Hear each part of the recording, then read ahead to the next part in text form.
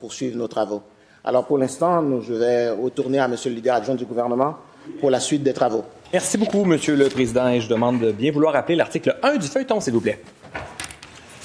À l'article 1 du feuilleton, Monsieur le ministre de la Justice et ministre responsable des Relations canadiennes propose l'adoption du principe du projet de loi numéro 1, loi constitutionnelle de 2025 sur le Québec.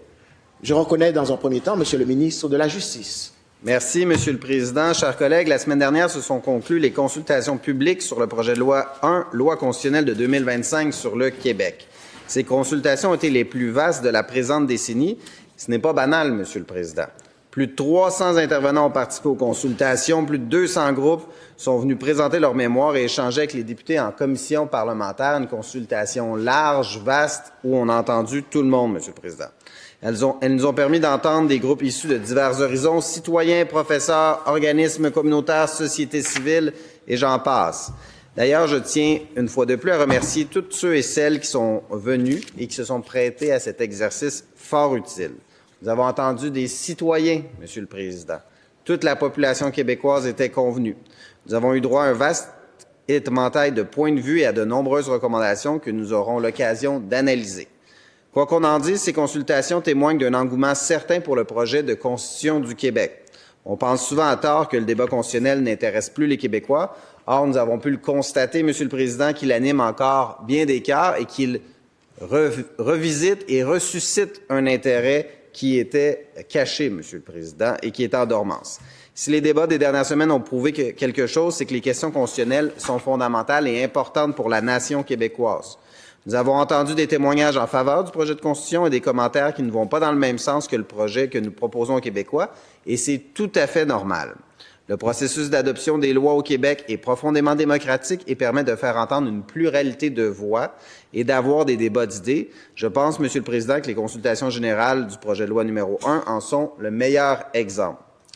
Le projet d'une Constitution pour le Québec n'est pas nouveau. Elle a été longtemps souhaitée, longuement discutée. Elle a même été tentée, mais jamais réalisée. Ce que nous proposons aux Québécois, c'est de corriger ce qu'on peut qualifier d'anomalie historique. Monsieur Antonin-Xavier Fournier de l'organisme Droit collectif Québec l'a d'ailleurs rappelé lors de son passage en commission. Vous me permettrez de le citer. Il y a plus de 100 États fédérés à travers le monde qui ont leur propre constitution. Alors, c'est une anomalie en quelque sorte que dans un État plurinational comme le Canada, le Québec ne puisse pas avoir sa propre constitution. J'ajouterai à cela, Monsieur le Président, qu'il est d'autant plus anormal qu'une partie de nos textes fondateurs se retrouve à Ottawa dans une forme à laquelle nous n'avons jamais adhéré. Nous ne pouvons plus tolérer que le seul texte constitutionnel dans lequel les Québécois doivent tenter de se reconnaître soit la loi constitutionnelle de 1982, adoptée sans l'assentiment du Québec. Il est plus que nécessaire de regrouper dans un texte profondément québécois les fondements de notre État et de notre existence comme nation.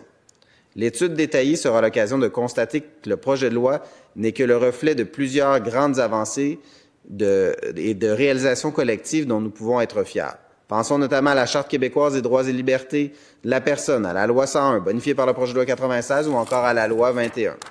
Permettez-moi d'ailleurs de citer à cet égard le professeur François Côté qui a affirmé lors des consultations que le projet de Constitution, le projet de loi numéro 1, en ce sens, est une entreprise ambitieuse, légitime et nécessaire qui va permettre de formaliser la réalité qui est que le Québec, en tant qu'État, soit doté jusqu'ici d'un ensemble de lois, de normes, de règles, de coutumes et d'usages à valeur quasi-constitutionnelle qui n'attendaient que d'être formellement reconnus pour pouvoir s'élever dans le grand ordre constitutionnel de cette fédération.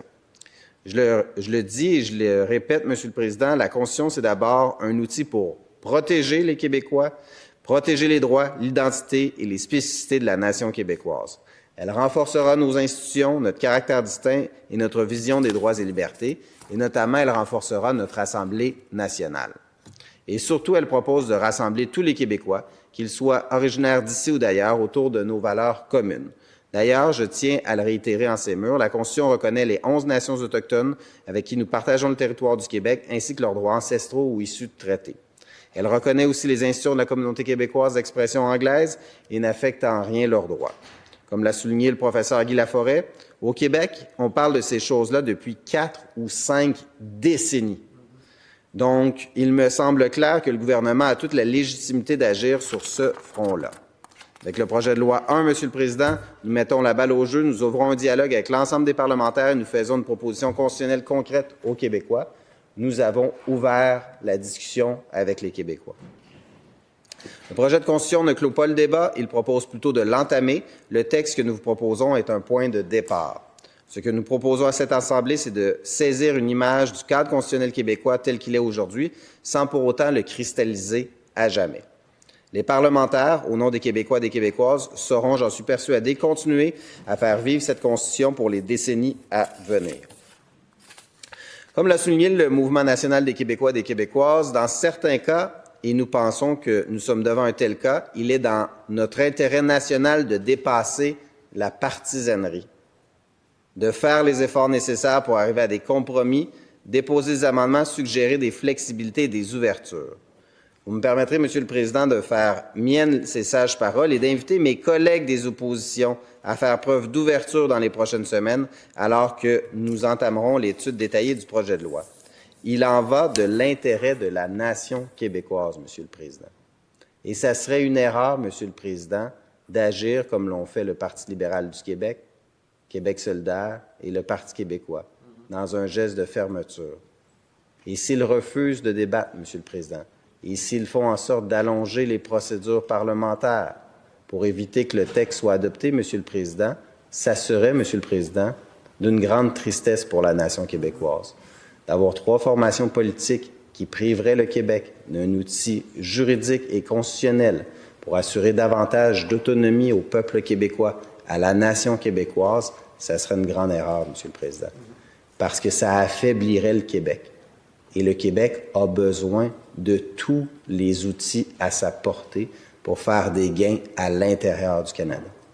Il s'agit d'un test de leadership aussi, de transparence, d'intégrité et de franchise envers la nation québécoise. Parce que si le Parti libéral du Québec bloque le texte, Monsieur le Président, ils ne pourront se réclamer du nationalisme. Ils ne pourront se réclamer de défendre les valeurs québécoises. Ils ne pourront se réclamer de leur nouveau chef, Charles Milliard, qui souhaite tendre la main aux Québécoises et aux Québécois. Et ça voudra dire également, Monsieur le Président, que les régions ne seront pas mises de l'avant par le Parti libéral du Québec. Même chose au niveau de Québec solidaire. Il faut écouter les gens en dehors de Montréal, Monsieur le Président. Il ne faut pas être montréalocentrique. Il faut faire en sorte de faire preuve d'ouverture envers l'ensemble de la population québécoise. Et pour le Parti québécois, Monsieur le Président, il faut penser à la patrie avant le parti, Monsieur le Président. Parce que cette Constitution-là, peu importe qu'elle vive à l'intérieur du Canada ou à l'extérieur du Canada, elle défendra les prérogatives de la nation québécoise, de son Assemblée nationale, de ses institutions, de ses tribunaux, de la primauté du droit, des valeurs québécoises et de notre vivre ensemble collectif. Car si nous sommes distincts, Monsieur le Président, il faut bien l'inscrire à quelque part. Et quoi de mieux de le faire que dans notre Constitution québécoise. Merci, Monsieur le Président.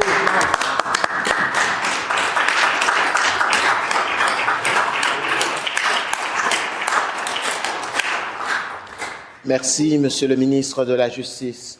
Et prochain intervenant.